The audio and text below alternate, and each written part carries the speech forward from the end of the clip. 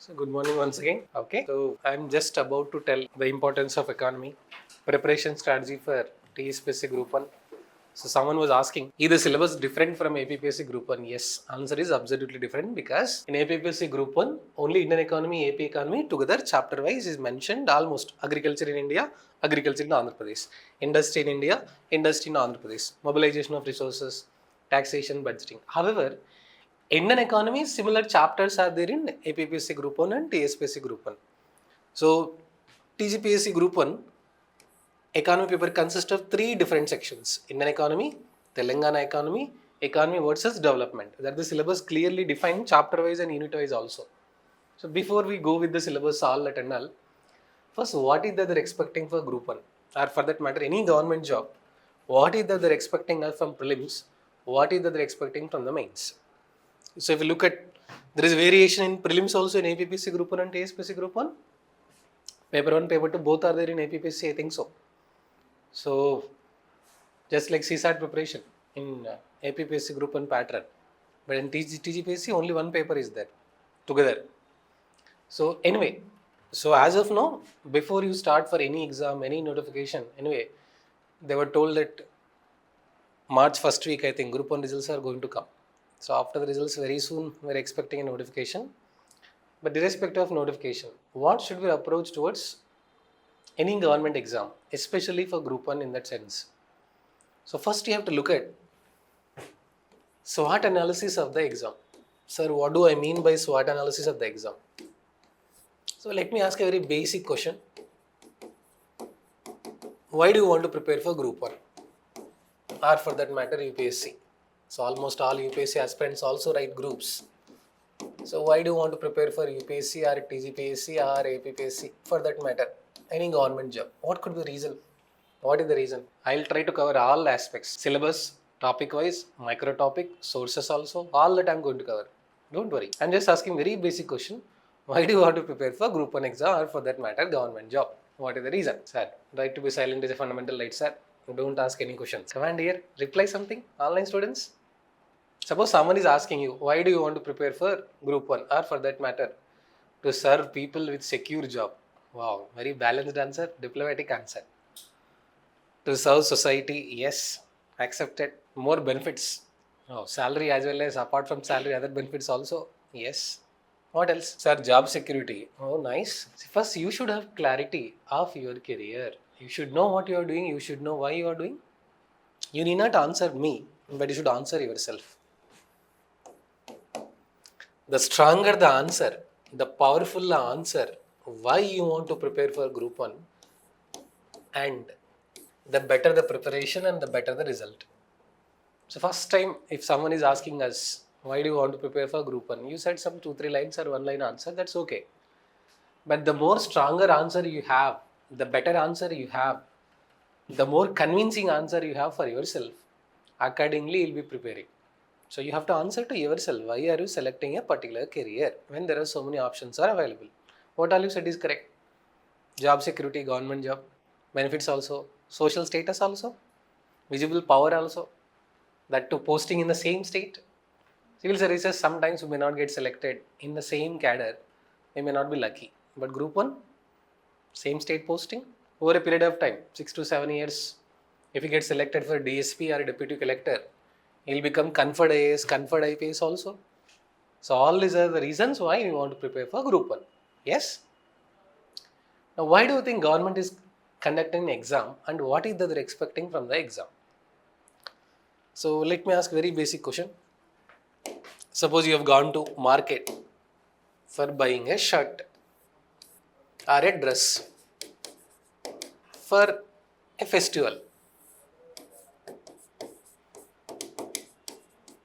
So when you start selecting a dress, online shopping or offline shopping or a festival, so what all do you consider? What parameters do you consider in selecting that? Command here. You selected some dress recently, you purchased some phone recently, you purchased some tab recently, you purchased some book recently. Yes. What parameters you consider?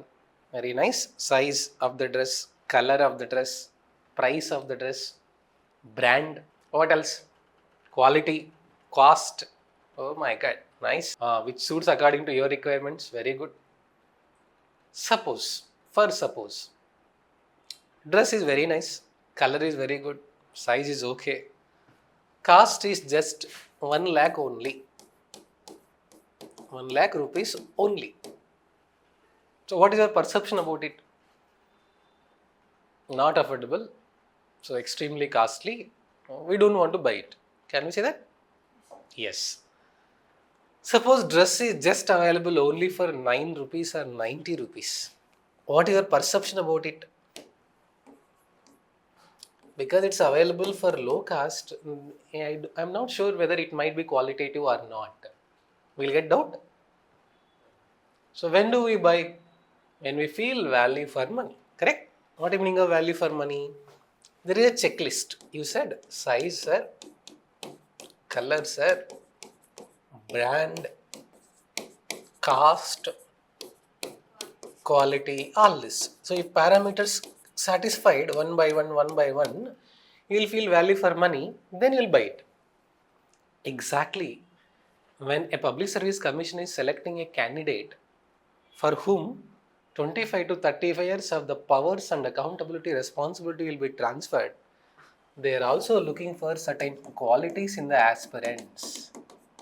Just like we are so particular about selecting a dress, we are looking for certain qualities. So through exam also they are looking for certain qualities in the aspirant.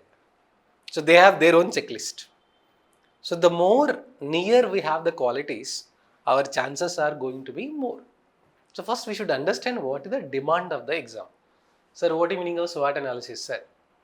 Always look at the syllabus and look at the previous prelims questions first. And identify out of total syllabus, both I'm talking about prelims as well as mains. Now look at, of course, prelims, they want to weed out non-serious candidates or they want to remove non-serious aspirant. That's the reason why prelims is conducted, that's fine. But look at the demand of the prelim syllabus. So what is there in TGPSC group 1 prelims paper? How many marks per paper? So GS paper is there. So in GS paper, so different subjects are there. History, geography, polity, economy, science and technology, international relations, governance, current affairs, and so on. Yes, broad understanding. Also, policies related to Telangana government also. Current affairs and schemes related to Telangana government also, all part. So what is that they're testing through this? They are expecting very fundamental basic understanding of microeconomic concepts or micro concepts or macroeconomic themes, meaning both in each subject, history, geography, polity, economy, S&T, international relations, current affairs, in every subject, they are expecting basic knowledge. So what is basic knowledge?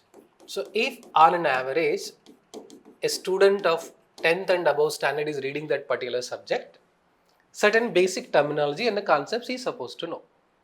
So that's the reason why we say always start with the basics.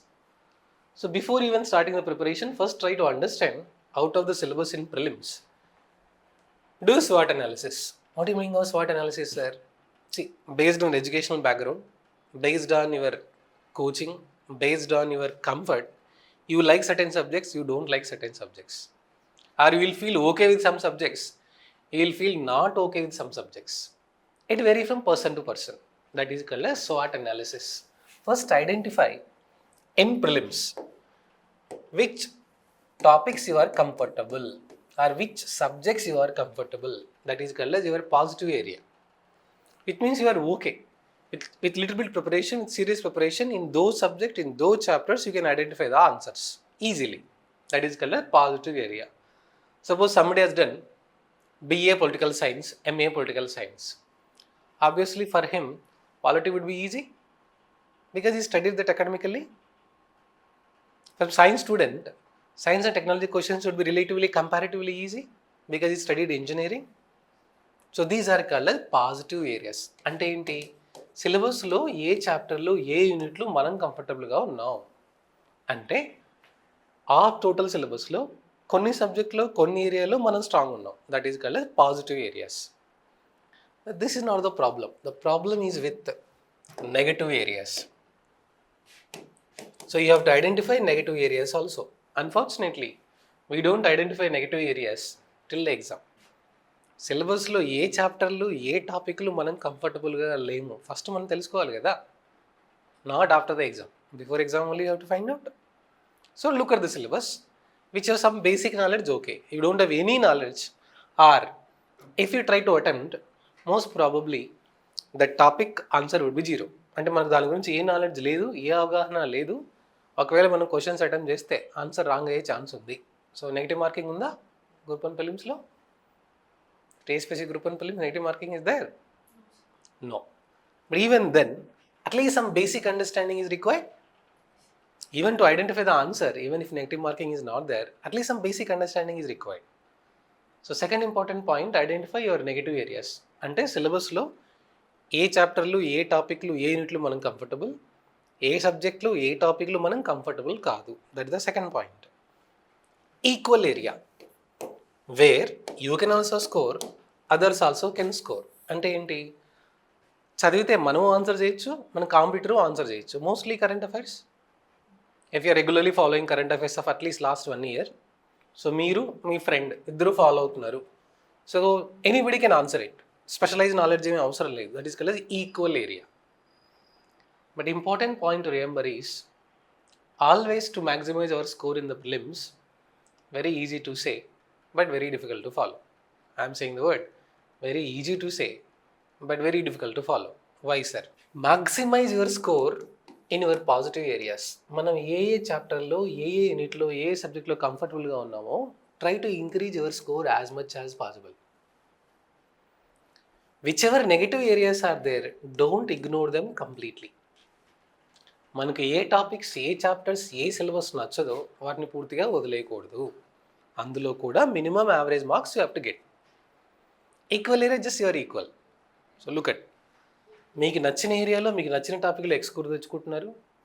ఎక్కడైతే మీరు కంఫర్టబుల్గా లేరో అక్కడ minimum score తెచ్చుకుంటున్నారు. Equal area you are getting almost equal with your competitor. Overall will be in ahead of the list. So first before starting any exam, any preparation, download the syllabus, look at the syllabus, identify positive areas, negative areas. Okay? So how do we know this? And if possible, download previous paper also, prelims paper as well as mains papers, just to get a rough idea. We may not have knowledge to understand everything, but just to know. This is the first thing that an aspirant is supposed to do. Before we started driving 2-wheeler, 4-wheeler bike, what did we do? We learned basics only. What is steering, what is clutch, what is engine, what is off, all that we have learnt. Exactly for prelims, for every topic, for every subject, start always with the basics. So you can study even state 6th to 10th books also. Summary, glossary will be there backside, terminology will be there. Or NCERT books also. Backside for each chapter, terminology will be there, basic terminology for each subject. So that is the first level of starting of the preparation.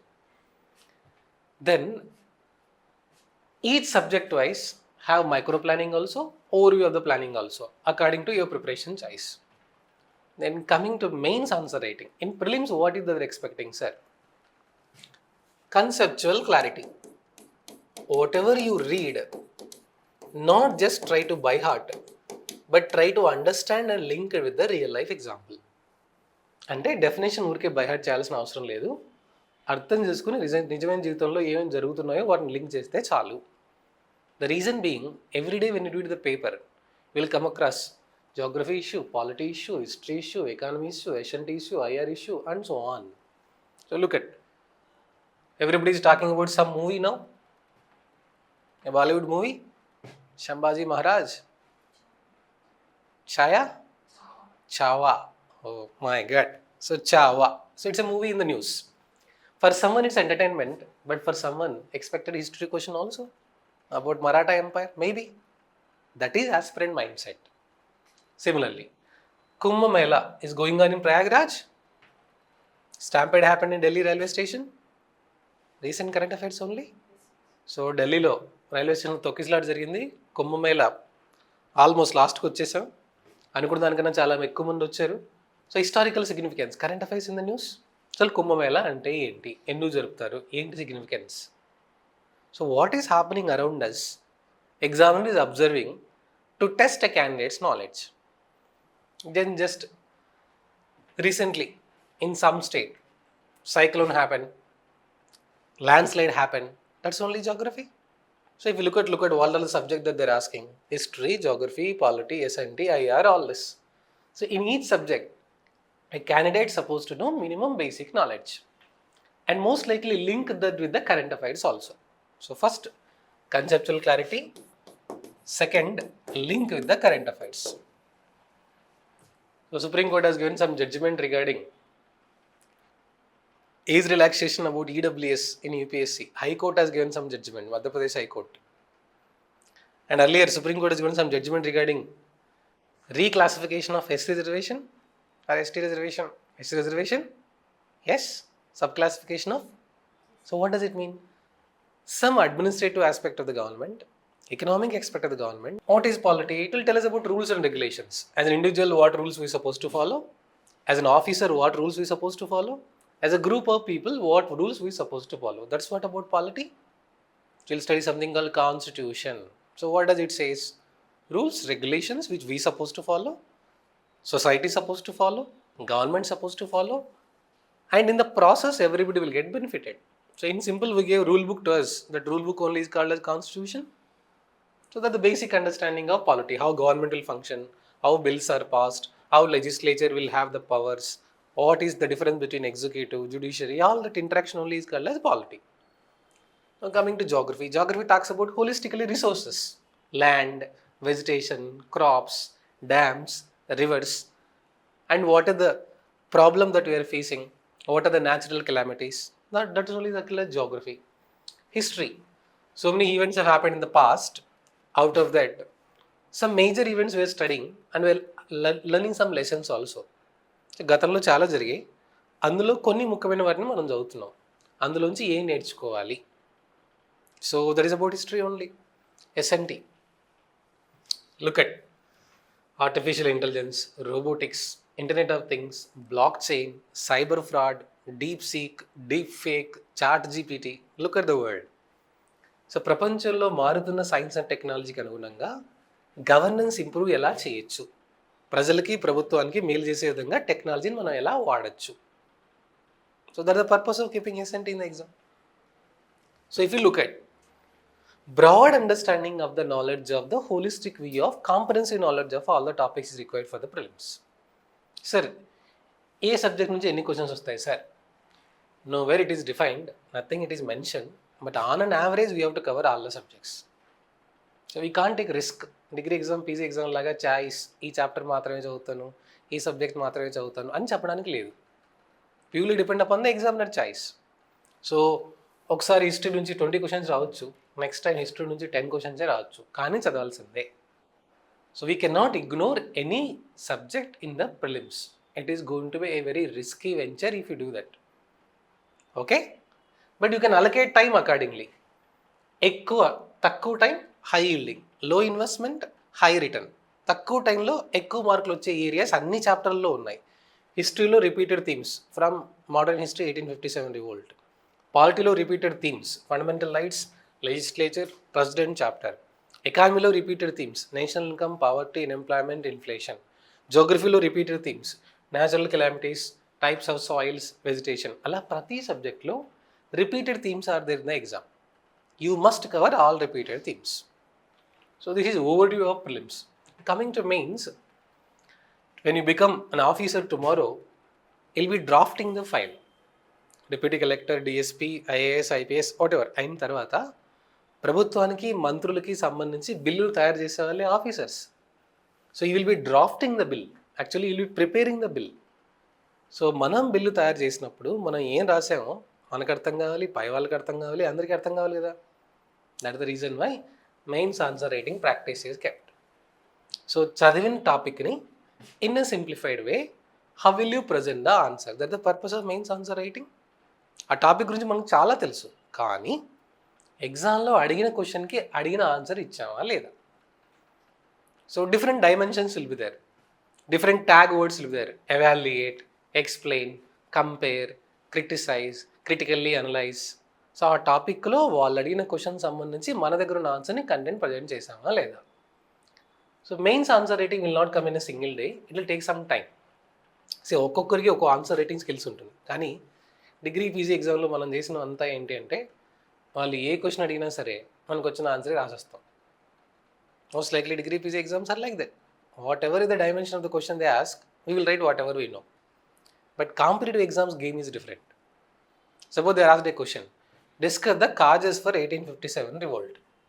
So మనం ఏం focus చేయాలి మెయిన్గా answer రైటింగ్లో? Causes. కానీ మనం ఏం రాస్తున్నాం? మనకు తెలిసి మొత్తం రాస్తున్నాం. So deviation from the main demand of the question. So that is the real trick in the mains.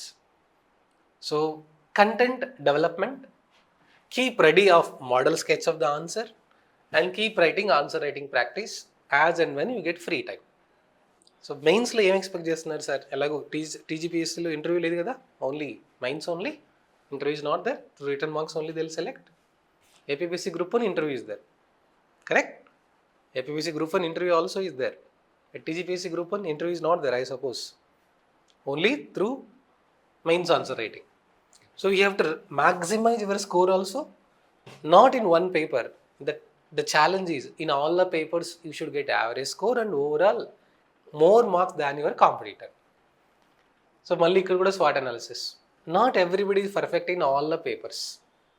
Someone is very good at one paper, someone is not so good at other papers. But the real trick again, real trap again, in every paper you have to give good performance. అన్ని పేపర్లో average score minimum రావాలి, overall cut off దాటాలి. So this is the beauty or the challenge, both are there. So this is the demand of the exam.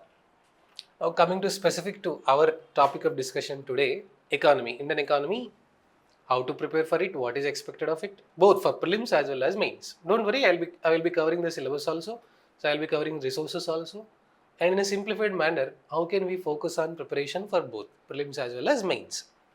So this is overview of what is expected of an aspirant. Suppose I am new to group 1, I don't know anything about group 1. First, what should I do, sir? Download syllabus, look at previous prelims questions, find out what are important areas, what are the repeated themes, which topics I am comfortable, which chapters I am not comfortable. First I have to find out this before starting the preparation. After this, coming to specific to economy, let me ask a very fundamental question. Why should we prepare for economy? Why should we know about economy? Why a government officer should supposed to know about economy, dear? Some of you already have taken coaching for UPSC also. Some of you are already UPSC aspirants might be. So why should a government officer should know about economy? ఎందుకు తెలుసుకోవాలి మనకి economy గురించి? Take your own family. ఫ్యామిలీలో ఎంతమంది పనిచేస్తున్నారు, ఎంతమంది సంపాదిస్తున్నారు? 1 or 2 persons, mother, father, brother, sister, siblings are there. How many are dependent on the family? 2 or 3. Look at how carefully your family is managing the income and the expenditure. That is only economy. Kada? Look at how carefully mother is spending the money for household activities. That is only economy. And look at yourself. Parents are sending some money every month. ఎంత ఇస్తున్నారు డబ్బులు అశోకనలో ఉండడానికి? 5,000, 6,000, 7,000, 10,000. So look at. So parents ఇచ్చిన 10,000 రూపీస్ని ఎంత కేర్ఫుల్గా మనం spend చేస్తున్నాం ఒక మంత్ మొత్తం. That is only economy. Yes. So tomorrow when you become an officer, how well you use the public resources for the public welfare without leakages, without corruption, in a responsible way. So you will get benefited, society get benefited, public will get benefited. ఉన్న వనరుల్ని ప్రజా సంక్షేమం కోసం ఎలా వాడతారు తెలియడం కోసమే economy. So you became deputy collector, you are posted as RDO. So some village people gave a complaint to you.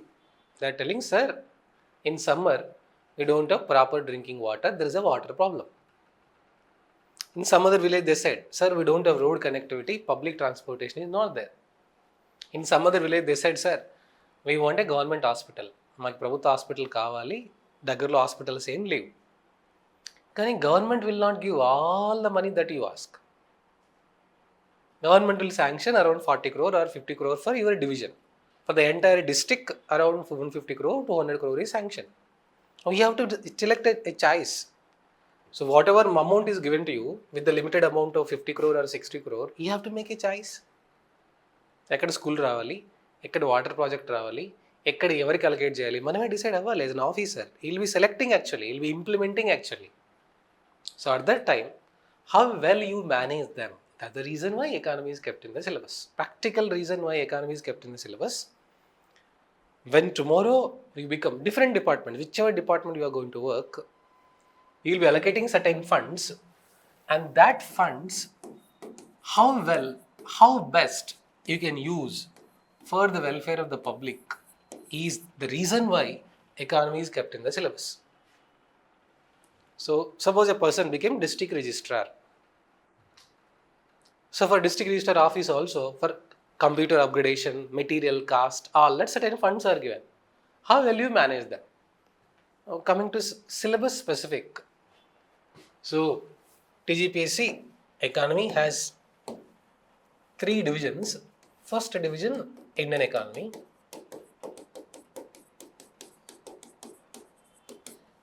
So second division, if you look at in mains paper, Telangana economy.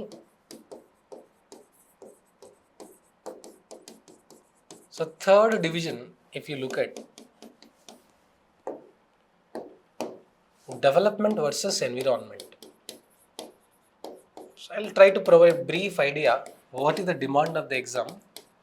We will not go into micro topic, but we will get a rough picture, big picture, overall what is expected of us in the exam, both for prelims as well as mains.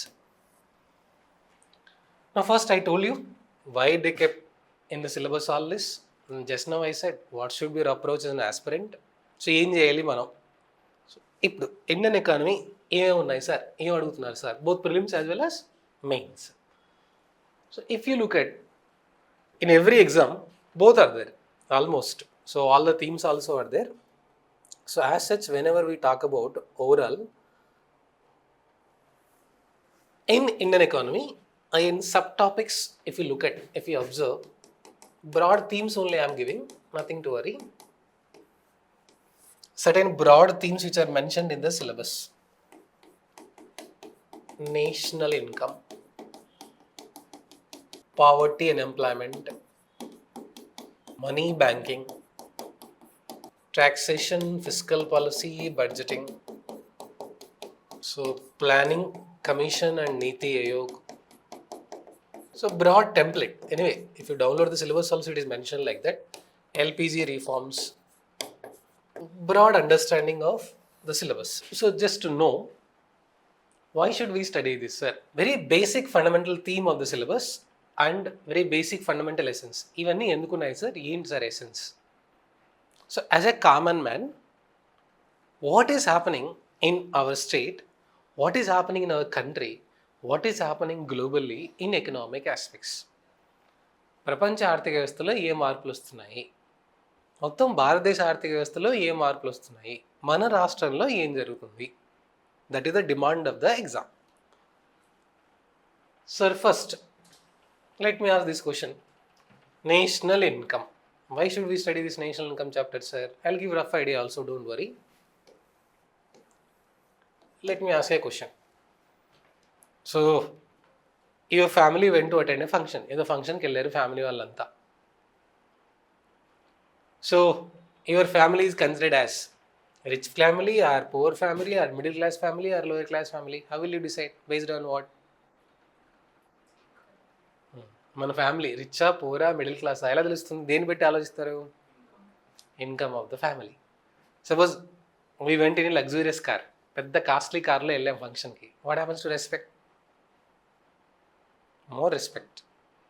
Yes. Suppose you're going in a cycle, no respect at all. Lucky Bhaskar సినిమా చూసారా?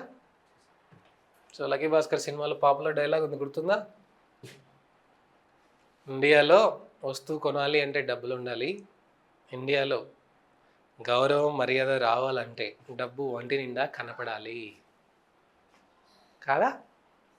Yes. C, మనం చెప్పిన ఆన్సర్లు ఏం చెప్పాము? To change, to serve, to transform అన్నీ okay. కానీ reality ఏంటి? We want to improve our economic status. Yes, that's also true only. So government job వల్ల social respect, economic status we want to improve. That's true. That is our nature. Everybody is ambitious. Everybody wants to improve his or our socio economic status. ప్రతి ఒక్కరూ ఇప్పుడు వాళ్ళున్న position నుంచి ఇంకా మంచి పొజిషన్కి వెళ్ళాలని అనుకుంటున్నారు. So in the process, how many is generated, how wealth is generated, how income is generated, how individual income is changing, how community income is changing, how a country's income is changing. So that's the essence of the chapter called national income. Now let me ask a question reverse. 10th class social, when we studied, our social madam told at that time, India was a developing country. భారతదేశం అభివృద్ధి చెందుతూ ఉన్న దేశం అని చెప్పారు. ఇప్పుడు India is still a developing country. ఇప్పుడు కూడా భారతదేశం అభివృద్ధి చెందుతూ ఉన్న దేశమే. ఎలా చెప్తున్నారు? అభివృద్ధి చెందిన దేశం, అభివృద్ధి చెందుతున్న దేశం, అభివృద్ధి చెందే దేశం. How can you say that a country is developed, a country is developing, a country is least developed? ఎలా చెప్తారు? దేన్ని బట్టి చెప్తారు? National income. So that is the reason why to estimate economic growth, to estimate economic development, to understand change in the nature of the wealth, we are studying a concept called national income. Now let me give brief idea of this chapter so that you will understand. So why this chapter, sir? Regular repeated theme for the prelims also, regular repeated theme for the mains also, UPSC also, groups also. Almost every exam, economic paper, some 2-3 questions will come. Direct questions came in the prelims. GDP, NDP relationship. Correct, sir. Per capita income, types of income. So what is income? How is it different from other parameters? Very good. So in national income only we are going to cover economic growth, economic development, inclusive growth, types of income, notional income, per capita income, national income, nominal income, real income, disposable income.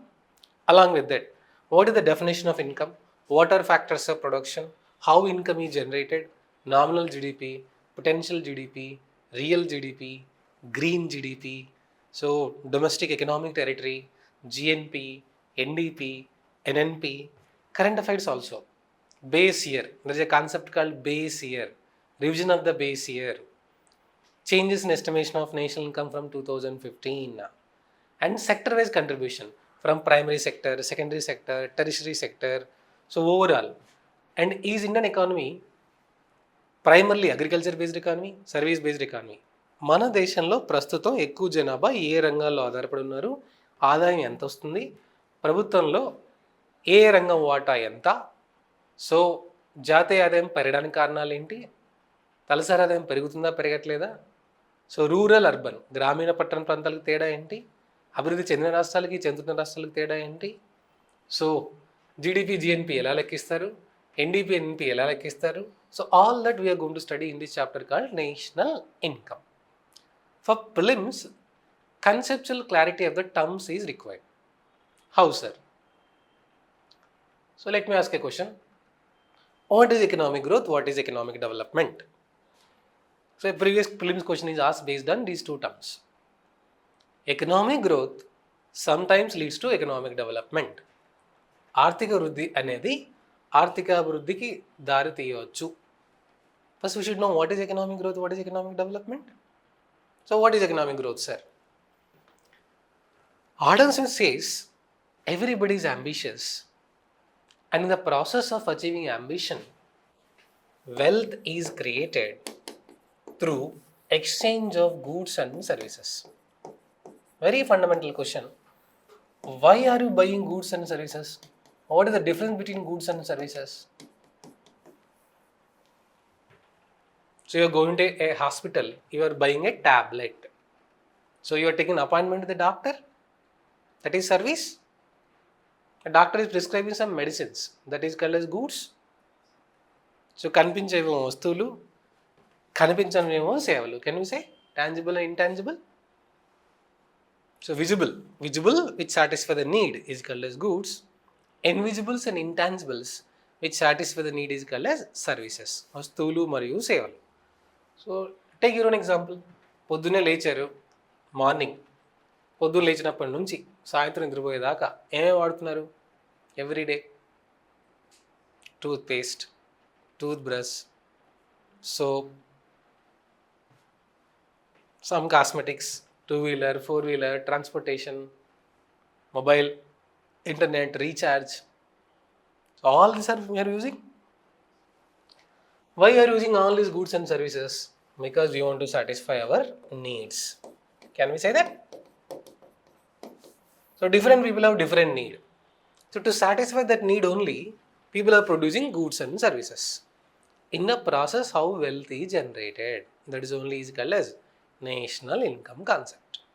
So in simple, the essence of the national income chapter is that to understand economic growth and to understand economic development. So just now I gave a concept. So what is economic growth? What is economic development? So clearly syllabus is defined in the mains paper. Sub-themes also are clearly mentioned. So we are lucky. We can expect we can get the questions, mains questions almost from the themes. So I gave two statements: economic growth and economic development. What is economic growth, sir? Change in the material wealth through production of goods and services in a state or a country is called as economic growth. వస్తువులు సేవలు ఉత్పత్తి ద్వారా ఒక రాష్ట్రంలో లేదా దేశంలో ఎంత ఆదాయం సృష్టించబడింది, that is called as economic growth. Look at, me income పెరిగింది. ఇన్కమ్ పెరిగితే చేసే ఖర్చు ఏమవుతుంది? ఎక్కువ అవుతుంది. సో ఏమవుతుంది? Demand for goods and services also increases. So జనాల ఆదాయం పెరిగితే వాళ్ళు చేసే ఖర్చు ఏమవుతుంది? పెరుగుతుంది. సో కాబట్టి demand for goods and services కూడా ఏమవుతుంది? సో ప్రొడక్షన్ ఏమవ్వాలి? పెరగాలి. పెరుగుతుందా తగ్గుతుందా? So which means economic growth, ఆర్థిక వృద్ధి, it only talks about change in the material wealth. అంటే అంతకుముందు ఎన్ని వస్తువులు సేవలు ఉత్పత్తి చేసాం, ఇప్పుడు ఎన్ని వస్తువులు సేవలు ఉత్పత్తి చేశారు, పెరిగిందా తగ్గిందా? సో న్యూస్ పేపర్లో చదువుతూ ఉంటే ఇండియాస్ నేషనల్ ఇన్కమ్ ఈజ్ రఫ్లీ అరౌండ్ $5 trillion. So $3 trillion. ప్రస్తుతానికి భారతదేశంలో నేషనల్ ఇన్కమ్ డాలర్లో లెక్కిస్తే around $3 trillion. 76th republic day సెలబ్రేషన్స్లో థీమ్ స్వర్ణిం భారత్. ఏం భారత్? స్వర్ణిం భారత్. 2047 కల్లా భారతదేశాన్ని అభివృద్ధి చెందిన దేశంగా మార్చాలి, వికసిత Bharat. Okay, so basic understanding. What is economic growth, sir? Change in the material wealth through the process of the production of the goods and services. వస్తువులు సేవల ఉత్పత్తి ద్వారా సృష్టించిన సంపద పెరిగితే దాన్ని ఏమంటారు అంటే economic growth. Then what is economic development, sir? Not only wealth and money is increasing, but also living standards of the people is also increasing. కేవలం ప్రజల ఆదాయం పెరగడం మాత్రమే కాదు, ప్రజల జీవన ప్రమాణాలు పెరిగితే, access to health care, access to education, access to life span, access to better quality care, ఇవన్నీ పెరిగితే then that is called as economic development. సంపద మాత్రమే పెరుగుతుంది, సంపద మాత్రమే సృష్టించబడుతుంది, ఎకనామిక్ గ్రోత్. దాంతోపాటు ప్రజల జీవన ప్రమాణాలు కూడా మెరుగవుతున్నాయి, that is called as economic development. So suppose మీకు you got selected for group 1, మీరు ఒక డిప్యూటీ కలెక్టర్ అయిపోయారు. సో మీరు మొత్తం డెవలప్ అయినట్లేనా? కాదు కదా, మీ ఫ్యామిలీ డెవలప్ అయింది అంతే. సో మన ఊరు ఎప్పుడు డెవలప్ అవుతుంది? భరత్ అనే నేను సినిమా చూసారా? ఈ ఊర్లో ఏమేమి బేసిక్ సర్వీసెస్ లేవో అవి ప్రొవైడ్ చేసినప్పుడు it will develop. So that is called as economic development. Only material wealth is increasing, that is called as economic growth. Okay, but economic growth ఎక్కడవుతుంది, సార్? ఇండియాలో అవుతుంది, బట్ భారత్లో అవ్వట్లేదే. Sir what is India, what is Bharat, sir? What is the difference? Sir రెండు ఒకటే కదా sir. Article 1, India that is Bharat is indestructible union of destructible states. So ఎందుకు మళ్ళీ రెండు పదాలు? ఇండియా అంటే ఏంటి, భారత్ అంటే ఏంటి? అభివృద్ధి చెందిన పట్టణ ప్రాంతాలనేమో ఇండియా అని పిలుస్తున్నాం, వెనుకబడిన మారుమూల గ్రామీణ ప్రాంతాలనేమో భారత్ అని పిలుస్తున్నాం. సో ఎకనామిక్ గ్రోత్ ఎక్కడ జరుగుతుంది ఇప్పుడు? ఇండియాలో జరుగుతుంది, కానీ ఎక్కడ జరగట్లేదు? భారత్లో జరగట్లేదు. భారత్లో కూడా జరిగేలా చెయ్యాలి. చేయడాన్ని ఏమంటారు? Economic development. So tomorrow when you become district officer, you will be trying to ensure that not only urban areas are getting develop but also rural areas. తెలంగాణలో మిషన్ భగీరథ, ఇంటింటికి నీరు ఇల్లాలి కష్టాలు తీరు ట్యాగ్లైన్. ఇంటింటికి నీరు ఇల్లాలి కష్టాలు తీరు, ప్రతి ఇంటికి ట్యాప్ ద్వారా కనెక్టివిటీ అందించాలి. కరెక్టే కదా? హరితహారం. సో అంటే ఏంటి?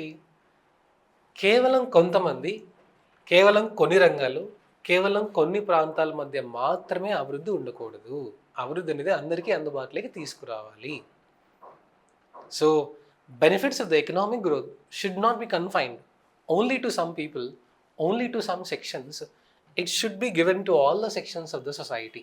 That's the theme of economic development. అంటే మనం అభివృద్ధి చెందాలి, ఇతరులను కూడా అభివృద్ధి చెందేలా చేయాలి. అందరూ బాగుండాలి, అందులో మనం ఉండాలి. సో దాన్ని ఏమంటారు? Economic development. Indian psychology. What is Indian psychology? మనం బాగుపడిపోయినా పర్లేదు రాజా, పక్కోళ్ళు బాగుపడకూడదు రాజా. సో గ్రూప్ 1 రిజల్ట్స్ రాగానే మీకన్నా ముందు మీ రిలేటివ్సే మీ రోల్ నెంబర్ చెక్ చేస్తారు. ఎందుకు? వాళ్ళకి భయం, మనం సెలెక్ట్ అవుతామేమో అని. True? So that is problem. So that is their problem. So I'm just giving a rough idea what is economic growth, what is economic development. మన క్వశ్చన్స్ ఎలా అడిగారు సార్ ఎగ్జామ్లో? Which are the following statements are correct?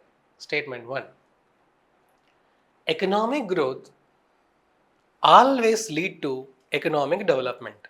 ఆర్థిక వృద్ధి అనేది ఎప్పుడు ఆర్థిక అభివృద్ధిగా మారుతుంది. ఆల్వేస్, ఎల్లప్పుడు. Economic growth will always lead to economic development. ఇది statement correct dear? Reply online students. Economic growth will always lead to economic development. ఇది statement correct? What is wrong in the statement? Statement కరెక్టా కాదా? Reply. ఆర్థిక వృద్ధి అనేది ఎల్లప్పుడూ ఆర్థిక అభివృద్ధిగా మారుతుంది. ఇది statement correct? If yes why, if no why. ఎందుకు? స్టేట్మెంట్ కరెక్టేనా? What is wrong in the statement? Online students reply. What is wrong in the statement? Economic growth will always lead to economic development. So what is wrong in the statement? Always is wrong.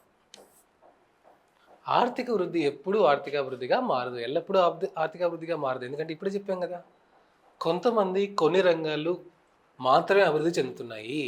Yes, correct sir. It depend upon distribution of national income like per capita. అంటే కేవలం income పెరిగినంత మాత్రాన అందరూ అభివృద్ధి చెందినట్లు కాదు. కొంతమంది ఇన్కమే పెరుగుతుంది, కొంతమంది అభివృద్ధి చెందుతున్నారు తప్ప మిగతా వాళ్ళంతా కాదు. So statement economic growth will always lead to economic development. ఇది స్టేట్మెంట్ కరెక్ట్? No, wrong. ఆర్థిక వృద్ధి ఎల్లప్పుడూ ఆర్థిక అభివృద్ధిగా మారుతుంది కాదు, మారాల్సిన అవసరం లేదు. Second statement, economic growth is a pre condition for economic development. Economic growth is a pre condition for economic development. అంటే ఏంటంటే ఆర్థిక అభివృద్ధి జరగాలి అంటే ముందు ఆర్థిక వృద్ధి అవసరం. ఆర్థిక అభివృద్ధి జరగాలి అంటే ముందు ఆర్థిక వృద్ధి అవసరం. కరెక్టా? ఎస్. ఎందుకు? ప్రభుత్వం సంక్షేమం పథకాలు అందరికీ ఇవ్వాలి అంటే ముందు ప్రభుత్వం దగ్గర నిధులు ఉండాలిగా. So that the reason why ముందు మనం అభివృద్ధి చెందాలి, వేరే వాళ్ళని అభివృద్ధి చేయాలి. ఇంటికి వెళ్ళారు పండక్కి, సో టెంపుల్ దగ్గరికి వెళ్ళి మైక్లో అందరికీ చెప్తున్నారు, ఊర్లో అక్కడ గవర్నమెంట్ హాస్పిటల్ కట్టిస్తాను, ఇక్కడేమో గుడి కట్టిస్తాను, అక్కడేమో కొత్త రోడ్డు వేయిస్తాను, అవన్నీ చెప్తున్నారు మీరే. సో వాట్ ఈ పబ్లిక్ రియాక్షన్? ఏమనుకుంటారు జనాలు మన గురించి? హైదరాబాద్కి వెళ్ళి పిచ్చి పెట్టినట్లుంది, సో ముందు ఎరగడ్డకి వెళ్ళి రావాల్సింది. They are not trusting. మనం ఏం చెప్పినా ఎవరు నమ్మట్లేదు. వాళ్ళు ఎందుకు, మన ఇంట్లో వాళ్ళే నమ్మట్లేదు. వాళ్ళు ఏం చెప్తున్నారు మనల్ని, ఫస్ట్ మనం సెటిల్గా ఉన్నా తర్వాత చూద్దాం దేశం గురించి. కరెక్టేనా? So first we should generate the wealth, use that wealth for the redistribution of the others. That is called as economic development. It's a very simple concept. Questions are asked based on the dimension. What is economic growth? What is economic development? And one more dimension, themes. I'm just giving basic themes. Income. What do you mean of income? Suppose I'm asking a question. How much income you are earning every month? What is your answer? Come on dear. How much income you are earning every month? Parents are giving 7,000, 8,000, 9,000, 10,000. Is it income? Should we consider it as income? Should we consider this as income? No. Return paid for the factors of the production in the process of economic activity. Return paid for factors of production in the process of economic activity is called as income.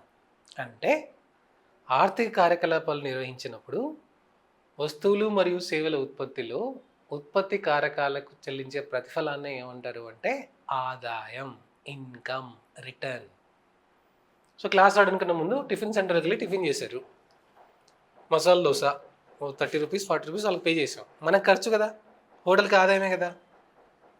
మనకి ఖర్చు, హోటల్కి ఆదాయం. అలాగే మీరు హాస్టల్లో ఉన్నారు, మనకి expenditure, hostel వాళ్ళకి అది income. So rent is income, salaries is income, wages is income. వేరే వాళ్ళ దగ్గర అప్పు తెచ్చుకున్నాం, ఇంట్రెస్ట్ ఈజ్ ఇన్కమ్. వ్యాపారం స్టార్ట్ చేసాం, లాభం, profit is income. That the definition of income. So transfer payments. Supreme court recent judgement ఏంటంటే, కేంద్ర ప్రభుత్వాలు, రాష్ట్ర ప్రభుత్వాలు ప్రజల్ని సోమరిపోతులను చేస్తున్నాయి, అన్నీ ఫ్రీ ఫ్రీ ఫ్రీ ఫ్రీ అని ఇచ్చి ఎవరికి ఇవ్వాలి? నిజంగా లేని వాళ్ళకి, పేదవాళ్ళకి ఇవ్వాలి. అందరికి ఇవ్వాల్సిన అవసరం లేదు కదా. సో ప్రభుత్వం ఒక సంక్షేమ పథకంలో ప్రభుత్వం డబ్బులు ఇస్తే దాన్ని ఇన్కమ్గా కన్సిడర్ చేయాలా వద్దా? Government is providing some welfare policy benefits to the public. Should we consider that as income? చేయాలా వద్దా? నో. ప్రభుత్వం సంక్షేమ పథకాల రూపంలో ఇచ్చే డబ్బులు అన్నవి వాళ్ళ ఇన్కమ్ కాదు. ఎందుకు కాదు? ఎందుకు ఇన్కమ్ కన్సిడర్ చేయకూడదు?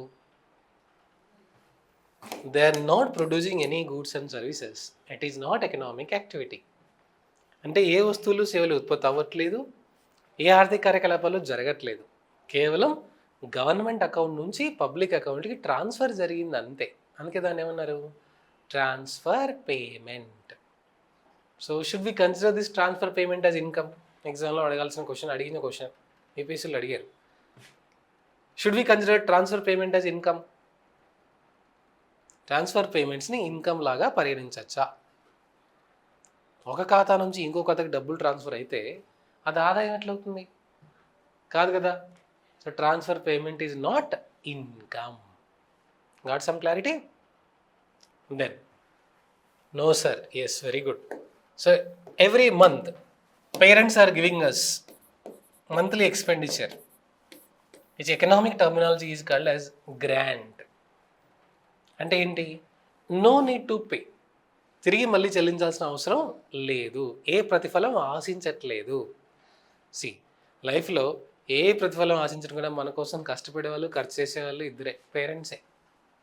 సో ప్రతి నెల అలా డబ్బులు ఇస్తున్నారు మనకి, దాన్ని ఏమంటారు? గ్రాంట్. ఇది ఇన్కమా? Should we consider this grant as income? No dear, we're not earning it, we're just spending it. And parents మన గురించి ఏం కోరుకుంటున్నారు? బుద్ధిగా చదువుకొని తొందరగా సెటిల్ అయితే మంచిది అని కోరుకుంటున్నారు అంతే. మనం ఏమైనా వాళ్ళకి రిటర్న్ ఇంట్రెస్ట్ పే చేస్తున్నావా? No. So grant is not income, transfer payment is not income. అర్థమైందా ఇన్కమ్ అంటే ఏంటో? Dimensions of the income: national income, per capital income, nominal income, notional income, real income, different types of income, disposable income. Try to understand. Recent బడ్జెట్లో government ఏం చెప్తుంది? 12 లక్షల వరకు ఆదాయం వస్తే పన్ను చెల్లించాల్సిన అవసరం లేదు, ఆదాయ పన్ను. I will understand the logic. అంటే ఏంటి? ప్రభుత్వం ప్రజల దగ్గర నుంచి వసూలు చేసే పన్నుల్ని మినహాయింపిస్తుంది. అంటే ప్రజలకు ఎక్కువ ఖర్చు చేసే అవకాశం ఉంటుందా, తక్కువ ఖర్చు చేసే అవకాశం ఉంటుందా? 12 లక్షల వరకు మీకు ఆదాయం వచ్చినా సరే ఇన్కమ్ ట్యాక్స్ చెల్లించాల్సిన అవసరం లేదు. అంటే ఏంటి? ఇక్కడ ఇంకో కాన్సెప్ట్, డిస్పోజబుల్ ఇన్కమ్. ఏంటి సార్ ఈ డిస్పోజబుల్ ఇన్కమ్? ఖర్చు చేయడానికి రెడీ ఉన్న ఇన్కమ్ని ఏమంటారు? Disposable paper, disposable cup, disposable income, ready to be spend. అంటే ఏంటి? వచ్చిన ఆదాయంలో నుంచి direct taxes, income tax is direct tax. So direct tax అంటే ఏంటి? చెల్లించే వాళ్ళు భరించే వాళ్ళు ఒక్కరే. Incidence and impact is in same person, then that is called as direct tax. First of all, what is tax sir? What is duty sir? Obligatory payment collected on consumption of goods is called as duty. వస్తువుల మీద, ఉత్పత్తి మరియు సేవల మీద, వస్తువుల ఉత్పత్తి సేవల మీద ప్రభుత్వానికి తప్పకుండా చెల్లించాల్సిన పేమెంట్ని ఏమంటారు అంటే duty, DUTY. Tax is a obligatory payment on both goods as well as services. వస్తువులు మరియు సేవల మీద, ఉత్పత్తి లేదా వినియోగం మీద విధించే వాటిని ఏమంటారు అంటే ట్యాక్సెస్. సో ట్యాక్స్ అనే పదాన్ని దేని పదంలో వాడచ్చు? Both on goods as well as services. Duty దేని పదంలో వాడతారు? Only in case of goods. వస్తువుల విషయంలో మాత్రమే డ్యూటీ అనే పదం వాడతారు. వస్తువులు మరియు సేవలకు రెండింటికి సంబంధించి అయితే ట్యాక్స్ అనే పదం వాడతారు. జిఎస్టీ పేరున్నారా? జిఎస్టీ అంటే ఏంటి? Gold and silver tax, goods and services tax. కరెక్టేనా? సో ఈ పన్నుల్లో ప్రభుత్వానికి చెల్లించే వాళ్ళు భరించే వాళ్ళు ఒక్కరే. పన్నుల భారాన్ని వేరే వాళ్ళకి మార్పిడి చేయలేం. అప్పుడు ఆ పన్నులను ఏమంటారు అంటే ప్రత్యక్ష పన్నులు, డైరెక్ట్ ట్యాక్సెస్. ఓకే, సో మీకు ఆదాయం వచ్చింది కాబట్టి మీ ఆదాయం నుంచి మీరు తప్పకుండా ప్రభుత్వానికి చెల్లించాల్సిన దాన్ని ఏమంటారు? ఇన్కమ్ ట్యాక్స్, ఆదాయ పన్ను. ప్రభుత్వం ఇప్పుడు ఏం చెప్తుంది? బాబు 12 లక్షల వరకు మీకు ఆదాయం వచ్చినా సరే మేమేం ప్రభుత్వం పన్ను వసూలు చేయాలనుకోవట్లేదు. అంటే ప్రభుత్వం ప్రజల దగ్గర నుంచి వసూలు చేసే ఆదాయ పన్నుని ప్రభుత్వం వసూలు చేయట్లేదు ఇప్పుడు. ఎంతవరకు? 12 లక్షల వరకు. అంటే జనాలు ఏం చేయొచ్చు? ఎక్కువ ఖర్చు చేయొచ్చా, తక్కువ ఖర్చు చేయొచ్చా? జనాల చేత ఎక్కువ ఖర్చు చేయించాలనే ప్రభుత్వం వసూలు చేయట్లేదు. సో ఇంతకుముందు 4 లక్షలకు 5 లక్షల కన్నా ఎక్కువ ఆదాయం ఉంటే ప్రభుత్వం పన్నులు వసూలు చేసేవాళ్ళు. ప్రభుత్వం చేసే పన్నులు వసూలు చేసేది ఎక్కువ ఉంటే ప్రజల చేతిలో డబ్బు ఏమవుతుంది? తక్కువ అవుతుంది కదా. మీకు 10 లక్షల ఆదాయం వస్తుంది, అందులో 30% గవర్నమెంట్ పోయింది, మిగిలింది ఎంత? 7 లక్షలే కదా. ప్రభుత్వం ఏం చెప్తుంది? మేమేం వసూలు చేయము, అంతా మీకే. అంటే ఏంటి? Government is reducing income tax, government is reducing tax burden in the public. So ప్రభుత్వం ప్రజల దగ్గర వసూలు చేసే ఆదాయ పన్నుని తగ్గించడం వల్ల ప్రజల చేతిలో డబ్బు ఏమవుతుంది? ఎక్కువ అవుతుంది. దాన్ని ఏమంటారు అంటే disposable income. So what is disposable income sir? From gross income applicable direct taxes. ఒక వ్యక్తికి వచ్చే మొత్తం ఆదాయంలో ఏవైతే పరోక్ష పన్నులు చెల్లించాలో పోగా మిగిలింది మొత్తం ఖర్చు చేయొచ్చు. దాన్ని ఏమంటారు అంటే డిస్పోజబుల్ ఇన్కమ్. నా విల్ అండర్స్టాండ్ ద లాజిక్. ఈ బడ్జెట్లో ప్రభుత్వం 12 లక్షల వరకు మినహాయింపు ఇస్తుంది అంటే అర్థం డిస్పోజబుల్ ఇన్కమ్ పెరుగుతుందా, డిస్పోజబుల్ ఇన్కమ్ తగ్గుతుందా? ప్రభుత్వం ఏం చెప్తుంది ప్రజల దగ్గర నుంచి? మీకు వచ్చే ఆదాయంలో 12 లక్షల వరకు మాకేం చెల్లించక్కర్లేదు అంటే ప్రజల దగ్గర ఉన్న డబ్బులు పెరుగుతుందా, తగ్గుతుందా? పెరుగుతుంది. సో ప్రజల దగ్గర ఉన్న డబ్బులు పెరిగితే వాళ్ళు చేసే ఖర్చు ఏమవుతుంది? సో ఖర్చు ఎక్కువైతే డిమాండ్ ఏమవుతుంది? వస్తువులకి సేవలకి. కాబట్టి ఉత్పత్తి ఏమవ్వాలి? సో అప్పుడు నేషనల్ ఇన్కమ్ ఏమవుతుంది? జీడిపి ఏమవుతుంది? పెరుగుతుంది. సో నేషనల్ ఇన్కమ్ పెంచడానికి, జీడిపిని పెంచడానికి, వస్తు సేవల ఉత్పత్తిని పెంచడానికి ప్రభుత్వం ఈ బడ్జెట్లో ఏమని చెప్తుంది? పర్లేదు 12 లక్షల వరకు మీకు ఆదాయం వచ్చినా సరే మేము ఏ పన్నులు వసూలు చేయమని చెప్తున్నారు. ఎందుకు సార్? లాస్ట్ 2 క్వార్టర్స్, ఒక ఆర్థిక సంవత్సరాన్ని ప్రతి 3 నెలలుగా 4 క్వార్టర్స్గా విభజిస్తే April, May, June Q1 Q1, July, August, September Q2, October, November, December Q3, జనవరి, ఫిబ్రవరి, మార్చ్ Q4. ఇప్పుడు మనం ఏ క్వార్టర్లో ఉన్నాం? 4th క్వార్టర్లో ఉన్నాం. కరెక్టేనా? సో భారతదేశంలో లెక్కల కోసం, ఆదాయపు లెక్కల కోసం ఆర్థిక సంవత్సరం financial year April 1 to March 31st. దాన్నే 4 ముక్కలుగా చేశారు. వాటిని ఏమంటారు అంటే Q1, Q2, Q3, Q4. ఎందుకు సార్ ప్రభుత్వం ఈ నిర్ణయాలు తీసుకుంది అంటే, అంతకుముందు ఉన్న Q2, Q3లో భారతదేశంలో ఉన్న జీడిపి వస్తు సేవల ఉత్పత్తి తగ్గింది. పెంచాలంటే ఏం చేయాలి? జనాల చేత ఎక్కువ ఖర్చు చేయించాలి. జనాల చేత ఎక్కువ ఖర్చు చేయించాలంటే ఏం చేయాలి? వాళ్ళ మీద వేసే పన్ను తగ్గించాలి. అందుకోసమే government is trying to say that yes sir, I did not understand. Message your requirements is not listening. So for prelims, what is expected, sir? From the chapter for prelims, basic concepts are expected. So like GDP calculation, GNP calculation, domestic economic territory, NDP calculation, NNP calculation, difference between GDP, GNP, NDP, NNP. Sir, please take session in English as I am not from Telangana. Okay, nothing to worry, don't worry. Occasionally I am using only Telugu, so don't worry. I'll use entire English only, no problem. So if you look at, you need to understand from this topic whether concepts are clear or not. Meaning, not just by hearting the definition of the word GDP, GNP, NDP, NNP. It's not just enough if you just by heart the definition. You need to understand logically the concept behind it. Then for mains, what type of questions are asked, sir? What are the challenges in estimation of national income? What are the challenges in limitations of estimation of national income? Then recently current affairs, our finance minister replied to the parliament, we are proposing to revise the base year. There is a concept called base year in economics. For reference purpose, we take a stable financial year in which all the conditions are normal. For comparison purpose, that stable financial year is called as base year. So in India, we have been following 2011-12 as the base year. Recently, our finance minister replied, we are planning to revise the base year to 22 to 23. We are appointing officials and we are appointing respected representatives from RBA and Statistics Department. So by 2026, our base year for national income estimation might be revised from 2011-22, 2011-12 to 22 to 23. Okay? So for every micro topic, basic concepts plus current affairs, plus prelims themes, plus mains themes. What are the mains themes that are being asked, that can be asked from national income, sir? Our national income right now is around $3 trillion, but we have ambitious target of achieving $5 trillion by 2025.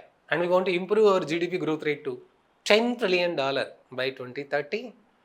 And we want to increase our GDP growth rate to $26 trillion by 2047. All are ambitious targets only. So you can expect a mains question. Sir, can India achieve $5 trillion as expected by our Honorable Prime Minister? In current affairs, green GDP, a new concept came, green GDP. Not only GDP estimation, but also in ఇప్పుడు reverse sir please explain in Telugu also. Oh my god, it's okay, don't worry, will use both languages, nothing to worry.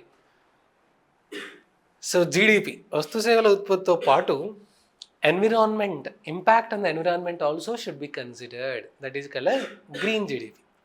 Chhattisgarh is the first state to link forest ecosystem in green GDP.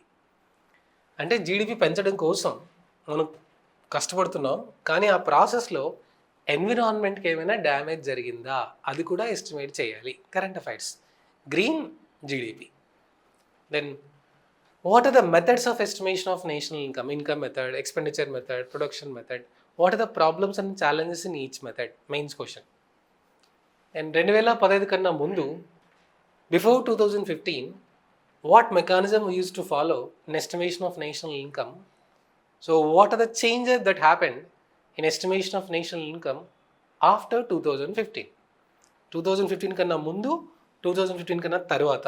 What are the changes that happen in estimation of national income? That's the main theme. So from national income chapter, essence of the chapter is this. Okay? How do we start, sir? So start with the basics. Someone is asking the resources. So you can take NCERT Gist by Arhant Publications, Indian Economy, MacBook.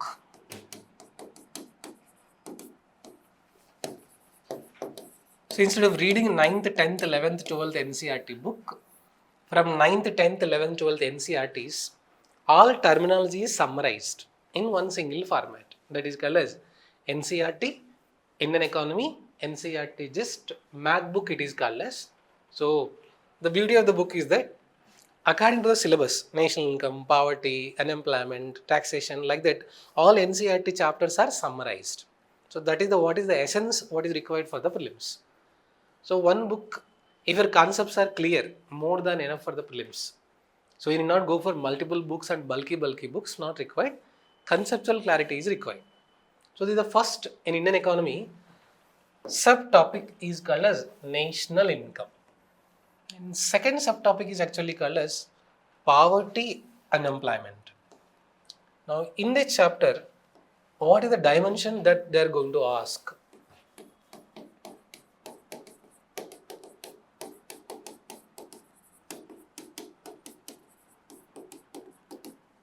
For the last 75 years, despite government has taken poverty eradication measures, still why poverty and unemployment exist in India? స్వాతంత్రం వచ్చినప్పటి నుంచి ఎన్నో పథకాలు ప్రభుత్వాలు అమలు చేసినా సరే ఇప్పటికీ ఎందుకు పేదరికం నిరుద్యోగం భారతదేశంలో ఉంది? సంపద కేవలం కొంతమంది చేతుల్లోనే ఎందుకుంది? Why only wealth is there in the hands of some rich people? Why redistribution of wealth is not happening? Is our welfare policy schemes good or not? Is there any leakages? So there is one word called pseudo poverty. So poverty definitions we are going to cover: absolute poverty, relative poverty, subculture of poverty,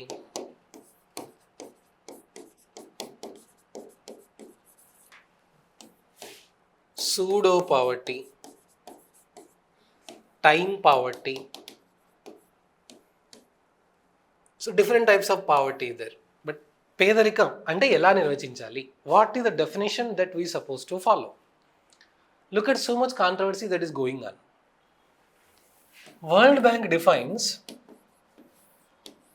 $2.15 per capita expenditure per day as poverty line. ఒక రోజుకు ఒక వ్యక్తి చేసే ఖర్చు $2.15 కన్నా తక్కువ ఉంటే వాళ్ళు పేదరికంలో ఉన్నట్లు. ఎవరి ప్రకారం? వరల్డ్ బ్యాంక్ ప్రకారం. So global poverty line definition. But government of India's definition ప్రభుత్వ లెక్కల ప్రకారం if per capita expenditure is 27 rupees in the rural area per day and per capita expenditure is 33 rupees. 33 rupees per day in the urban area, they are not called as poor. గ్రామీణ ప్రాంతాల్లో రోజుకు చేసే ఖర్చు 27 రూపాయలు, పట్టణ ప్రాంతాల్లో రోజుకు చేసే ఖర్చు 33 రూపాయల కన్నా ఎక్కువ ఉంటే వాళ్ళు పేదవాళ్ళు కాదు. Look at the controversy. World bank లెక్కలు ఏం చెప్తున్నాయి? $2.15 అంటే approximately 170 rupees, 180 rupees or 200 rupees per day. ప్రభుత్వ లెక్కలు ఏం చెప్తున్నాయి? 27 rupees in the rural area, 33 rupees in the urban area. పట్టణ ప్రాంతాల్లో 33 రూపీస్కి ఏమైనా వస్తుందా? టిఫిన్ కూడా సరిగా రాదే. This is government definition. ఎందుకు ఇలాంటి డెఫినేషన్లు ఉన్నాయి? ఎందుకు డెఫినేషన్ సరిగా లేదు? So why are we so poor in deciding who is poor? How do estimate poverty? Gini coefficient, poverty estimations, SAIN index, head count ratio, poverty committees, calories taken as criteria for one committee, per capita expenditure is taken as criteria for one committee, two-wheeler mobile phone is taken as criteria for one committee. So different estimations of the poverty committees and various schemes announced by the government for eradication of poverty. పేదరికం అంటే ఏంటి? పేదరికం నిర్వచనం, పేదరికం అంచనా, పేదరికం కమిటీలు. So పేదరికానికి సంబంధించిన ఏ పథకాలు ఉన్నాయి, ఎందుకు ఇంకా పేదరికం అలాగే కంటిన్యూ అవుతుంది? The essence of the theme of the question, both for prelims as well as mains. So if you look at one controversy is going on in welfare policies implementation because of one current affairs that is called as pseudo poverty. ఏంటి sir ఈ pseudo poverty? Some of the rich people are actually recording themselves as poor people in the government records for getting welfare policies. ప్రభుత్వం ఇచ్చే ప్రజా సంక్షేమ పథకాల కోసం కొంతమంది ధనవంతులు ప్రభుత్వ లెక్కల్లో ఇంకా పేదవాళ్ళలాగానే కొనసాగుతున్నారు. అంటే ఏంటి? నిజంగా వాళ్ళు పేదవాళ్ళు కాదు, నిజంగా ఆ సంక్షేమ పథకాలకి వాళ్ళు అర్హులు కారు, కానీ ప్రభుత్వ లెక్కల్లో వాళ్ళు ఇంకా పేదవాళ్ళలాగానే కొనసాగుతున్నారు. Ration card, PDS, gas subsidy, so Rythu Bandhu, Rythu Bharosa, దళిత బంధు, సో ఎవరికి ఇవ్వాలి? నిజంగా ఎవరైతే పేదవాళ్ళు ఉన్నారో వాళ్ళకి ఇవ్వాలి. కానీ కొంతమంది ధనవంతులు వాళ్ళు పేదవాళ్ళలాగానే ప్రభుత్వ దొంగ లెక్కల ప్రకారం చూపిస్తున్నారు. So leakages are happening. This is called as pseudo poverty. So pseudo పావర్టీని తగ్గించడానికి ఏం చేశారు ప్రభుత్వం? Linking of Aadhaar card as well as PAN card. Aadhaar కార్డులో ఉన్న బయోమెట్రిక్ డేటా, పాన్ కార్డులో ఉన్న ఫైనాన్షియల్ డేటా రెండు సింక్ చేయాలి, లింక్ చేయాలి. ఎందుకు sir? We can identify fake beneficiaries, we can identify ghost beneficiaries, we can identify who is the actual eligible beneficiary. Aadhaar కార్డులో biometric data ఉంటుంది, పాన్ కార్డులో bank account, bank statement, balance అన్నీ ఉంటాయి కదా. రెండు సింక్ చేస్తే ఏమవుతుంది? నిజంగా వాళ్ళు పేదవాళ్ళ కదా తెలుసుకోవచ్చు. So this is called poverty dimension. And unemployment definition.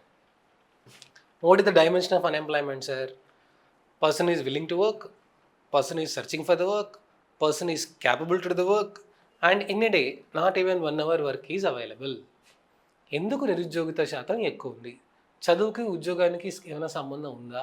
Skill gap.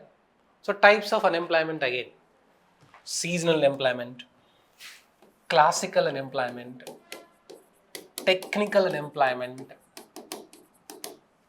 Disguised unemployment,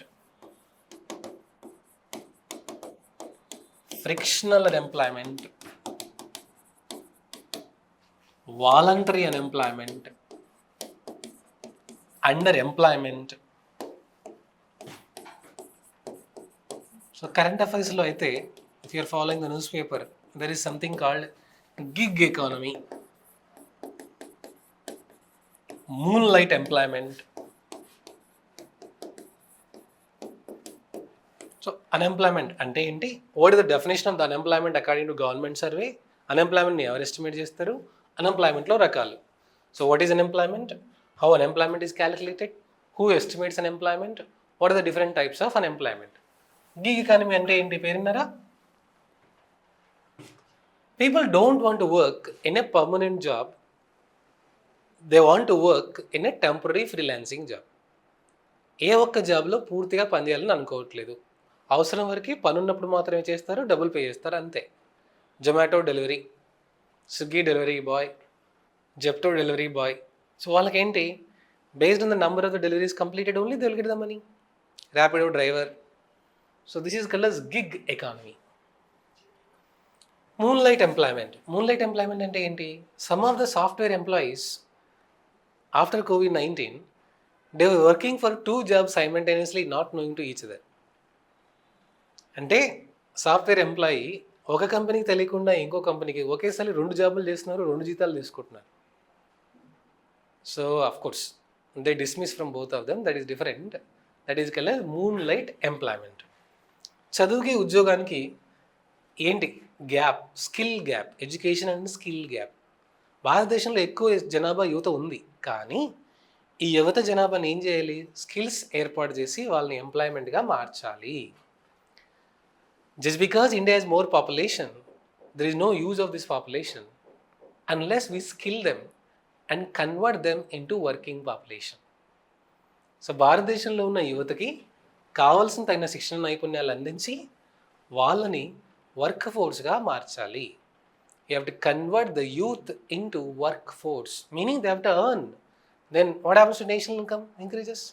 what happens to per capital income? Increases. So what happens to our country development also will increase. So this is the dimension of unemployment. Again, mains question also, prelims question also. Types of unemployment is important for the prelims. For the mains, what are the schemes announced by both Union government as well as Telangana government for eradication of unemployment? So these are the themes. Second theme in Indian economy is poverty and unemployment. If you don't study properly in Ashok Nagar, you have to experience this chapter. That chapter is called as poverty and unemployment. సరిగా చదువుకోకపోతే preparation టైంలో ఒక chapter చదవాల్సిన అవసరం లేదు, అనుభవించాల్సి వస్తుంది. ఆ అనుభవించాల్సిన chapter పేరే పేదరికం మరియు నిరుద్యోగత, poverty and unemployment. We should not experience poverty and unemployment. We should get people out of poverty and unemployment as an officer. Correct? Group 1 officer అయి ఎంతోమందిని పేదరికం నిరుద్యోగం నుంచి బయటకు తీసుకురావాలి తప్ప మనం ఆ చాప్టర్ని ఎక్స్పీరియన్స్ చేయాలని అనుకోకూడదు. This is second chapter, poverty and employment for prelims dimension, mains dimension. Then Indian economy, the third micro topic is money and banking. So here again, so many changes are happening in money and banking. If you remember, initially there was no money, there was no wealth, there was no rich, there was no poor, everybody was equal. Because people are leading a nomadic life. అంతా సమానంగా ఉండేవాళ్ళు. ఎవరికి private ఆస్తులు లేవు, ఎవరికి డబ్బులు లేవు. So rich poor అనే తేడాయే లేదు. కానీ when civilization started, when sophisticated methods of production emerged, surplus started. So we started producing more than what we need. Initially, subsistence farming. మనకు ఎంత అవసరమో అంత మాత్రం ఉత్పత్తి చేసేవాళ్ళం, కానీ మనకు కావాల్సిన దానికన్నా ఎక్కువ ఉత్పత్తి చేయడం స్టార్ట్ చేసాం. సర్ప్లస్, మిగులు. So when we produced more than what we need, we started exchange. So initially exchange was started with barter system. Barter system అంటే ఏంటి sir? Goods were exchanged with goods. That was called as barter system. కానీ ఈ barter సిస్టంలో exchange ఎప్పుడు జరిగేది? Only when there is dual coincidence of needs. మన దగ్గర ఏమో కాఫీ ఉంది, వేరే వాళ్ళ దగ్గర ఏమో టొమాటో ఉంది, ఎక్కువ ఉంది. సో టొమాటో వాళ్ళకి కాఫీ కావాలి, కాఫీ వాళ్ళకి టొమాటో కావాలి, అప్పుడు మాత్రమే exchange would happen. Yes, from there animal money, numismatics, metallic money, legal tender money, near money, dear money, hard money, cold money, soft money, cryptocurrency, central bank digital currency, U-Rupee, Geocoin, right now, all these are different types of money. How money is printed, how money is circulated, and how money is influencing other things. Bank, types of banks, deposits, loans, advances, along with the current affairs. If you look at, several banks are consolidated, insolvency, bankruptcy code, so banking norms. So all is the essence of money and banking chapter. For prelims also important, mains also important. Recent changes announced by the government, financial inclusion, priority sector lending norms. So banking లో ఏమేమి మార్పులు వచ్చాయి? RTGS, NEFT, IMPS, UPI, UPI 123 pay, UPI light, settlement systems, CIBIL score, so NPS, types of assets. So all is a part of money and banking chapter for prelims as well as mains. For mains, insolvency, bankruptcy code, bank consolidation, bank merger, prompt corrective action plan, Basel norms. So changes, reforms, committees, Narasimhan committee, various reforms that were introduced in banking sector. So that is the essence of this chapter for prelims as well as mains. Then one more topic in Indian economy, important for prelims as well as mains, is taxation budgeting. Now that budget is presented, all of you know what is fiscal policy, what is direct tax, what is indirect tax, income tax, corporate tax, wealth tax, gift tax, goods and services tax, value added tax, so inheritance tax, CBDT, CBEC, how direct taxes are collected, how indirect taxes are collected, and out of 1 rupee government is getting, from where it is coming, out of 1 rupee government is spending, where it is going. So we'll be covering all, both static as well as current, custom duty, countervailing duty, excise duty, CBDT, CBEC, current affairs also, birth tax, angel tax, green tax. So how taxes are collected? What are the various methods of collecting of the taxes? Direct taxes, indirect taxes. Then coming to budget. What is fiscal policy? What is budget? What is economic survey? What are the various types of budget? Sunrise budget, sunset budget. In budget again, capital account, revenue account, capital expenditure, revenue expenditure, how budget procedure is completed, budget ఎలా తయారు చేస్తారు, ఎవరు తయారు చేస్తారు, బడ్జెట్లో ఏమేమి ఉంటాయి, ఈ బడ్జెట్లో ఏమేమి ప్రవేశపెట్టారు, లాస్ట్ బడ్జెట్కి ఈ బడ్జెట్కి ఏంటి తేడా, బడ్జెట్ అంటే ఏంటి, ఎకనామిక్ సర్వే అంటే ఏంటి, సో బడ్జెట్ ప్రొసీజర్ ఏం ఫాలో అవుతారు. So this the theme of this chapter, again important for prelims as well as mains. ఇందులో ప్రిలిమ్స్కి రెగ్యులర్గా రిపీటెడ్ థీమ్స్ ఏంటంటే డెఫిసిట్, లోటు అంటే ఏంటి, రెవెన్యూ లోటు, ఆర్థిక లోటు, ద్రవ్య లోటు. So revenue deficit, fiscal deficit, effective revenue deficit, primary deficit, deficit financing. ప్రభుత్వం చేసే ఖర్చు ఎక్కువ ఉంది, ప్రభుత్వానికి వచ్చే ఆదాయం తక్కువ ఉంది, మళ్ళీ ప్రభుత్వాలు ఎలా మేనేజ్ చేస్తున్నాయి. ఫైనాన్స్ కమిషన్, కేంద్ర రాష్ట్ర ప్రభుత్వాల మధ్య గొడవలు ఏంటి, పన్నుల విధానంలో 14th finance commission, 15th finance commission, 16th finance commission. అసలు ఆర్థిక సంఘం ఎందుకుంది, ఆర్థిక సంఘం ఏం చేస్తుంది. The theme of this chapter called taxation, fiscal policy, budgeting. For prelims also, mains also, almost. Then if you look at in first overview, one more chapter in economy is planning and Niti Ayog.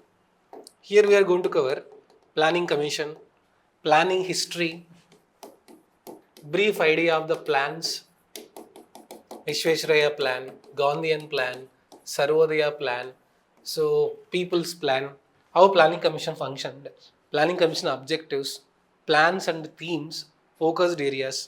So ప్రణాళికా సంఘం ఏమేమి విషయాల్లో అంత సరిగా పనిచేయలేదు, ప్రణాళికా సంఘం యొక్క విధులు ఏంటి, ప్రణాళికా సంఘంలో ఎవరెవరు ఉంటారు, సో అన్ని ప్రణాళికల్లో మనం సక్సెస్ అయ్యామా లేదా, ఏ ప్రణాళికల్లో బాగా సక్సెస్ అయ్యాం, ఏ ప్రణాళికల్లో ఫెయిల్ అయ్యాం, ప్రణాళికా సంఘాన్ని ఎందుకు రద్దు చేయాల్సి వచ్చింది, why planning commission is abolished.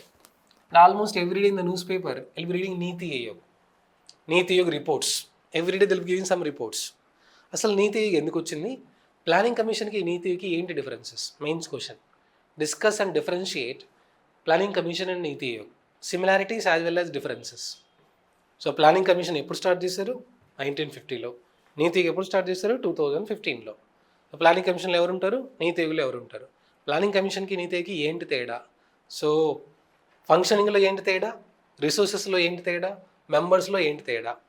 So ఇప్పుడు నీతి ఆయోగ్ నిజంగానే ప్లానింగ్ కమిషన్ కన్నా బెటర్గా పనిచేస్తుందా లేదా. So both for prelims also, mains also. NITI Aayog is considered as old wine in the new bottle. NITI Aayog is considered as old wine in the new bottle. అంటే నీతి ఆయోగ్ అనేది ఏంటి, కొత్త బాటిల్లో పాత మందు పోసినట్లుంది అంటే ఏంటి, పేరు మాత్రమే మారింది అని అనుకుంటున్నారా, mains question. So planning commission కన్నా నీతి ఆయోగ్ సరిగా పనిచేస్తుందని మీరు అనుకుంటున్నారా, that is what the question is. Okay, so then if you look at LPG reforms and apart from that first division in economy paper 1991 BOP crisis.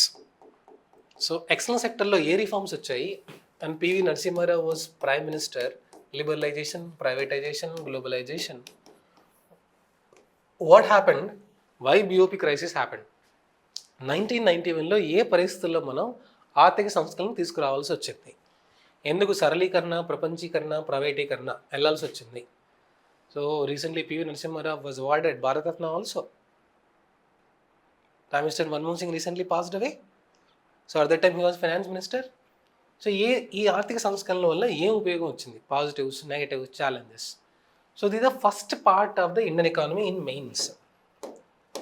Total first dimension, Indian economy briefly consists of all this: national income, poverty and employment, money banking, taxation, budgeting.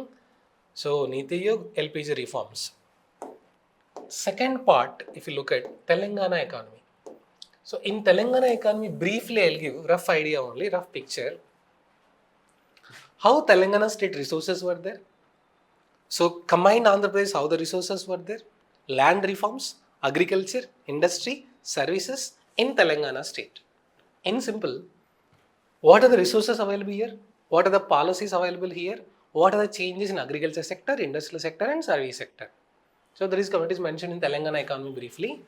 Third dimension, little bit new to TSPC. APPC it's not there, only TSPC only it is there. Development versus environment. Meaning, in the process of economic growth, in the process of environment, in the process of increasing material wealth, we are damaging the environment. Biodiversity, resources, forest, vegetation, natural resources.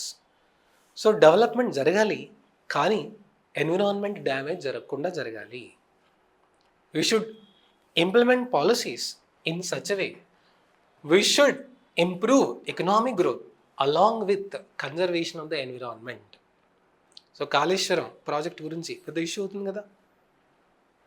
So ఒక project కట్టాలి అంటే చాలామందిని ఖాళీ చేస్తున్నాం కదా, land acquisition, rehabilitation, resettlement. So ఈ dimension ఏంటి అంటే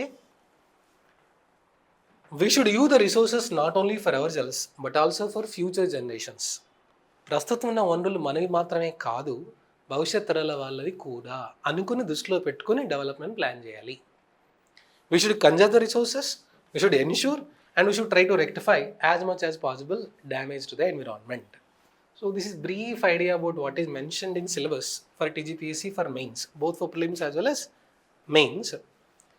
See, ready-made books as such I won't recommend, but for Indian economy, yes. That NCERT MacBook I told, prelims it will take care. For mains part, you can take maybe Indian economy by Nitin Singhania, you can take. But again, every chapter is not important, every page is also not important. Look at the syllabus and identify the main themes. So that you can take. Coming to Telangana economy, so Telangana government will release the report, Socio-Economic Outlook, official data given by Telangana Statistic Department. From there we have to do value addition. Value addition means data, schemes, new policies announced by the government and government website also where recent policies announced by the Telangana government. So this is value addition first we have to do. And third part is development versus environment. Actually, if you are having awareness about environment in geography, separate material is not required. But however, still if you want, you can refer. So disaster management and so in the market, 10th standard and 12th standard ICSE books are there. Development and environment, disaster management books. So this will provide us brief idea. Again, for prelims what is required, sir? Micro topic themes are required. For mains what is required? From every chapter, we will make 4 or 5 questions and ready-made answers with it. And we'll do value addition to it. So by the time you are about to write mains, for each section, for each chapter, roughly 4 or 5 question answer will be ready with us. So roughly 100 question answer will be ready for every paper. So you keep writing within the time, practice also will come. Along with that, one very important resource for preparing for economy every day is newspaper. Very, very important resource. From newspaper only you can guess what is prelims themes, what is mains themes. So newspaper also, when you look at any economic topic, state related and central related topic, you must quote it because newspaper is the most important resource for preparation. Sir, how to identify what is important? So this is my Telegram ID, IAS Educare. My Vishnu sir. So I am posting daily economy updates also, Hindu editorial summary also. So you can just, whenever you are free, you can read and just follow economy folder and Hindu editorial summary folder. Economy updates from the newspaper and daily Hindu editorial summary also I am posting. So whenever you are ఫ్రీగా ఉన్నప్పుడు you can just check. Because ఆ రోజు news పేపర్లో economy updates ఏ ఉన్నాయి, అందులో ఎగ్జామ్కి మనకి ఏం అవసరం. IAS Educare, EDUCARE. Okay, so brief introduction about me. Myself, I am Vishnuvardhan Reddy. I have been teaching economy for last 9 years for UPSC and Group 1. So I worked as administrative officer in ISRO, worked as ACO in Intelligence Bureau, So I cleared UGC NET and AP set in economics, qualified as JRF for economics assistant professor. So I love teaching economy. That's the reason why I am here. So out of syllabus, anyway, just to know roughly about our approach would be, we will learn the basic concept first, then we'll link with the static with the current affairs, and every topic will cover prelims as well as mains. Prelims as well as mains. So most standard book, by the time we complete, our course would be your class notes. For every section, your class notes will contain all the details, both for prelims also, mains also, static part also, current affairs also. So that one-stop solution for the entire paper. Only thing that you have to do, value addition, read the current affairs, read state current affairs and do value addition from the state resources. So that is what is expected. Right now, what you can do, sir, you can start with very basic terminology of NCERTs. So gist, NCERT gist would be okay. Okay? Online students, I hope I entertained you today and I gave a rough idea about what is syllabus, what is expected of in the prelims, what is expected of themes in the mains, ఏం చదవాలి, ఎంతవరకు చదవాలి, so ఏమేం focus చేయాలి. Any doubts you have, any queries you have, we can ask. Online students, are you sleeping? Are you there? ఉన్నారా? నిద్రపోతున్నారా? Come on, reply. Got rough idea now? Oh, no, sir. No doubt, sir. Very good. So, it's okay. I mean, first news paper చదివినప్పుడు మనకు మొత్తం అంతా అర్థం కాకపోవచ్చు, అయినా కంగారు పడాల్సిన అవసరం ఏం లేదు. But we just need to understand overall. Okay, Telugu medium books అంటే you can take intermediate first year, second year Telugu academy books. Telugu మీడియంలో Telugu academy intermediate first year, second year books are very good in terms of terminology, content and everything. తర్వాత తెలంగాణ ఆర్థిక వ్యవస్థ Telugu academy book only will come. So Telugu medium ఈ 2 పుస్తకాలు సరిపోతాయి. So Telangana socio economic అవుట్లుక్లో ఉన్న data మళ్ళీ వాల్యుయేషన్ మనమే చేయాలి. Okay, so once again you can join this Telegram group IAS Educare, EDUCARE. So you can just see whenever you are free, whatever updates are there, polity, geography, economy, SNT, current affairs, just try to focus on. Anything else? Shall we wind up? All good? At least you got some rough idea now, some value addition input for preparation strategy. What should we do? Indian economy Telugu medium lo books, again Telugu academy book is available in Indian economy also. భారత ఆర్థిక వ్యవస్థ Telugu academy book is available. But don't read page by page. అందులో ఉన్న ప్రతి topic page important కాదు. మన సిలబస్లో ఏ unit ఉందో ఆ యూనిట్ మాత్రమే చదవాలి, అంతే. Yes, otherwise BA book is very good. Indian economy for BA first year, second year or third year combination also, anything is okay. కాకపోతే అన్నీ చదవాల్సిన అవసరం లేదు. సిలబస్లో ఏ చాప్టర్ ఉందో ఆ చాప్టర్ మాత్రమే చదివితే చాలు తెలుగు మీడియంలో. Okay, thank you all. See you in regular classes again.